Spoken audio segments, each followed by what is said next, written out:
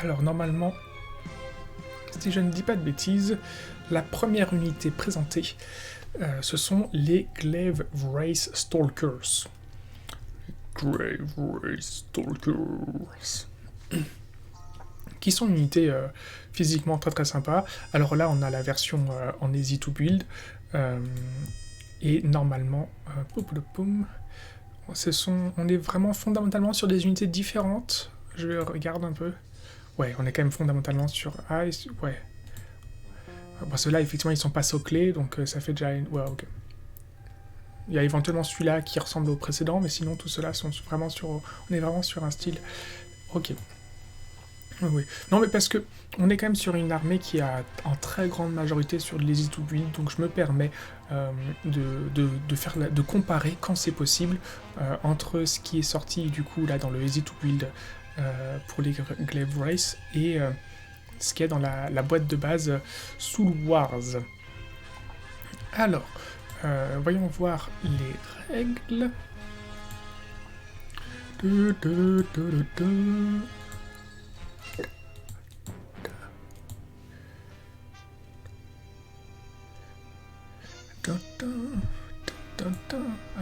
C'est ça, c'est le premier combat contre Freezer. Enfin, le premier affrontement avec Freezer. Alors, les Glaive Race Stalkers, combien qui coûtent? Ils ont commencé leur carrière... Ah oui, d'ailleurs, ça c'est quelque chose que je trouve assez curieux. C'est qu'en fait, les troupes dans le bouquin, ne commencent pas par la troupe de ligne. Est-ce qu'il faudrait pas plutôt que je commence par la troupe de ligne plutôt que vous parler des Glaive Race Stalkers? Ah, maintenant j'ai commencé des Glaive Race Stalkers, donc on fera la troupe de ligne juste après. Alors, les Glaive Race Stalkers, c'est 60 points pour les 4 bonhommes. J'aime bien, je dois avouer que je trouve ça chouette, cette possibilité de faire des sélections d'unités de peu de non-figurines à moins de 100 points. Je trouve ça un peu amusant. Donc ils ont commencé à 60 points. Est-ce qu'ils sont toujours à 60 points, les bonhommes? Alors... Ils sont toujours à 60 points. Oui, de toute façon, j'aurais trouvé ça un peu curieux de les faire descendre à 50. Et à 40, c'est pas possible. Mais ils valent leurs points. Alors, mouvement de 6, sauvegarde 4+, bravoure 10, blessure 1. On s'étonne pas, on sait que la blessure de 1, c'est quelque chose qui va être très fréquent, si ce n'est systématique, pour... j'ai le fil de ce truc qui me casse les... Voilà. La blessure de 1, c'est quelque chose qui va être systématique pour toutes les troupes... pardon, excusez-moi, je me suis déconcentré. La blessure de 1, c'est quelque chose qui va être systématique pour la très grande majorité des troupes chez les Night Hunt. C'est normal, ils ont leur sauvegarde éthérée, ils ont la possibilité d'avoir le Feel No Pain quand ils ont un héros qui est proche d'eux, donc voilà, il n'y a pas de problème. Ils ont une blessure, bon, ils ont une sauvegarde que de 4+, ça fait 50% de chance, mais au moins c'est non modifiable. Ensuite, voyons un petit peu, bon, ils ont une bravoure de 10 bien entendu, hein, c'est très, très courant, très fréquent chez les morts-vivants, et même lorsque les troupes n'ont pas une bravoure de 10 et qu'ils ont une bravoure plus faible, il y a une règle, soit directement dans l'unité, ou soit pour une synergie proche, pour dire qu'ils ont une bravoure de 10, donc eux ils l'ont directement, c'est très bien. Et ils ont un mouvement de 6, je le répète, et ils volent. Voilà, comme ça on a fait le tour des choses qui sont convenues, hein, quand on parle des Night Hunt. Alors, ils sont armés d'une Vosge de chasseur qui a une portée de 2, attaque 2, toucher 4+, blessé 3+, pas de perforation et dégâts 1. Donc, l'intérêt de là, c'est qu'on est quand même sur une unité qui a une portée de 2. En général, ils seront plutôt sur une portée de 1. Donc là, on a quand même, entre guillemets, une unité de lancier. Et donc 2 attaques, je vous l'ai dit, c'est quelque chose qui va être systématique, cette base de 2 attaques chez dans cette armée.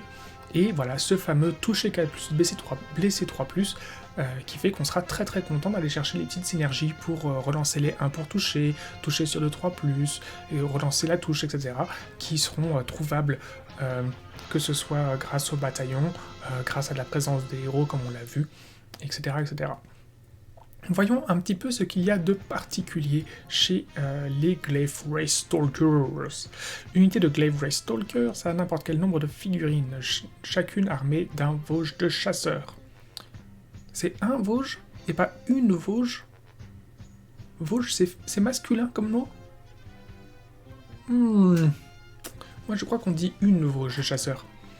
Alors, des figurines de cette unité peuvent être des tambours d'arythmie. Une unité qui comprend un ou plusieurs tambours d'arythmie peut se replier et charger au même tour. Alors, vachement bien. Vachement bien de pouvoir ne serait-ce que démultiplier les occasions d'effectuer des charges. On se rappelle que les Night Taunt ont cette fameuse aptitude qui fait que sur un jet non modifié de résultat de 10 pour charger, eh bien l'unité qui a effectué donc cela attaque au début de la partie, au début de la phase de combat. On vérifie ensemble, mais il me semble que c'est bien ça. Ce que je vous l'ai dit de tête. Alors, vague de terreur, si un jet de charge non modifié pour une unité Night Taunt amie donne 10 ou plus, elle peut combattre immédiatement après avoir achevé ce mouvement de charge. Cela n'empêche pas l'unité d'être choisie pour combattre à la phase de combat du même tour. Ah, pardon, ça fait pas qu'elle frappe en premier, c'est que ça lui offre une opportunité d'attaquer directement, incessamment. Donc forcément c'est super, j'aurais pas dû dire incessamment, ce n'était pas le mot qui convenait. Bon, vol, on l'a dit. Aptitude, la pointe de la mort. Vous pouvez relancer les jets de touche ratés pour les attaques effectuées par les Vosges de chasseurs de cette unité si cette unité ou l'unité ciblée a effectué un mouvement de charge au même tour. Donc ça, c'est tout l'intérêt. C'est tout l'intérêt, c'est que, bon, déjà, comme je viens de le dire plus tôt, eh bien, grâce au tambour d'arithmétique, vous pouvez vous offrir des occasions d'effectuer des charges supplémentaires. Vous avez chargé la première fois, vous êtes dans le combat, vous avez pu faire vos attaques en relançant les jets de touche ratés, et ensuite vous sortez pour la phase d'après, vous faites votre repli, vous rechargez à nouveau, ou éventuellement, et bien même entre-temps, c'est l'adversaire qui a fait muse avec ses règles et qui s'est replié et qui vous a chargé, ou vous vous êtes fait charger par le flanc, ou quoi que ce soit. Voilà. Sachant que si l'unité adverse a effectué un mouvement de charge, ce n'est pas forcément pour dire qu'elle vous est rentrée dans la tête de vos Glaive Voice. Je vous rappelle qu'ils ont donc une portée de 2. Les Night Taunt ont en général des socles de 25 mm ou de 32 mm. On va s'amuser à les vérifier ensemble. Les Glaive Race Stalker ont eux un des socles de 32 mm. Et imaginons que vous les planquiez derrière vos... Alors, c'est quoi? Shenrasp Horde, c'est ça, c'est donc votre troupe de ligne, qui sont eux sur des socles de 25 mm. Bon bah, vos 2 pouces de portée, avec vos lances là, passent largement au travers de 1, si ce n'est 2 rangs de Shenrasp Horde, qu'on verra juste après, je me répète. Et donc, il suffit que votre adversaire ait chargé votre petite unité de sac de sable de Shenrasp, et à ce moment-là, vos Glaive Rest pourront frapper au travers, il n'y a aucun problème. Et donc, bien sûr, la dernière règle, ils sont éthérés. Donc, on est sur une unité à 60 points pour 4 bonhommes. On est, entre guillemets, pas sur une unité sur laquelle vous allez baser vos troupes, vos attaques, votre gameplay d'armée. C'est de toutes les armées, de toutes les unités que vous avez dans votre armée, c'est l'une des rares unités de troupes sur lesquelles vous n'allez pas concevoir entre guillemets votre stratégie de gameplay. Alors, si c'est possible, vous pouvez vous dire, je vais jouer un maximum de Glaive Rest Stalker et jouer sur ce principe de repli et de charge pour quitter les combats, les corps à corps qui m'emmerdent et aller dans les corps à corps qui m'intéressent, etc., etc. Bien entendu, c'est tout à fait possible. Néanmoins, il leur manque ce petit quelque chose qui fait qu'ils seront hyper efficaces, comme on va pouvoir le voir chez d'autres unités. En l'occurrence, pour 60 points, on n'a que 4 figurines.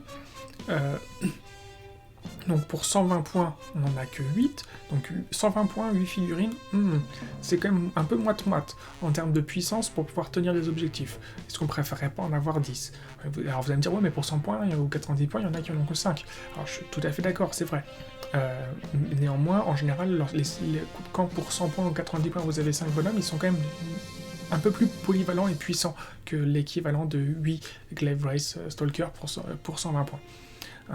Ils n'ont pas de perforation d'armure, ils ont finalement que 2 attaques, à toucher sur 4+. Enfin, ils sont avec des stats très très très moyennes, très lambda. Donc même s'ils seront efficaces et ils pourront tenir leur rôle, entre guillemets, de soutien, hein, d'apport supplémentaire de touches et d'attaque, ce n'est pas sur ces unités-là que vous allez baser votre stratégie. Voilà, si je commence à me répéter, c'est qu'on a fait le tour des Glaivrets Stalkers. Donc, alors, ça c'est un tout truc un peu nouveau. Je vous dis au revoir YouTube, et à bientôt pour la prochaine unité.